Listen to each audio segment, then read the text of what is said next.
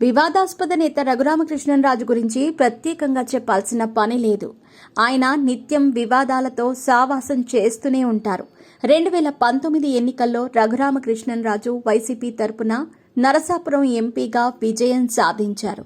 ఆ తర్వాత పార్టీలో చోటు చేసుకున్న పరిణామాల కారణంగా ఆయన వైసీపీకి దూరమయ్యారు. కొన్ని సందర్భాల్లో ఏకంగా సీఎం జగన్ పైనే ఘాటు విమర్శలు చేసి వార్తల్లో నిలిచారు ఆయన. గత ఎన్నికల్లో కూటమి తరపున ఉండి ఎమ్మెల్యేగా పోటీ చేసి విజయం సాధించారు. ఎమ్మెల్యే కావడంతో ఆయన అసెంబ్లీకి రావటం జరిగింది. ఇదే సమయంలో జగన్ కూడా అసెంబ్లీలో కనిపించడంతో వైసీపీ అధినేతతో రఘురామకృష్ణంరాజు కాసేపు సరదాగా ముచ్చటించారు.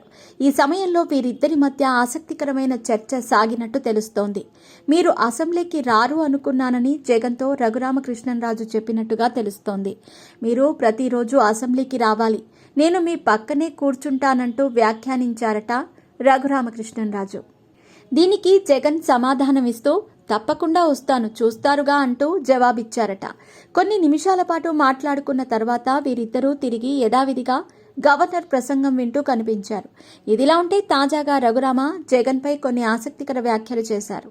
జగన్ గురించి ఆయన మాట్లాడుతూ, గతంలో జగన్మోహన్ రెడ్డి గారిని వాడు వీడు అని కొన్నిసార్లు మాట్లాడి ఉండొచ్చు. అప్పుడు తనను చంపాలని చూసిన ప్రయత్నాలు గుర్తొచ్చి ఆవేశమో మరెందుకో కానీ కొన్ని సందర్భాల్లో వాడు వీడు అనటం జరిగింది. ఇప్పటి నుంచి నేను వయసులో నాకంటే చిన్నవాడైనా స్నేహితుడి కొడుకైనప్పటికీ 5 ఏళ్లు ముఖ్యమంత్రిగా చేసిన వ్యక్తిగా ఆయనను నేను గౌరవంగానే సంబోధిస్తాను అని రఘురామ ఈ వీడియోలో చెప్పుకొచ్చారు.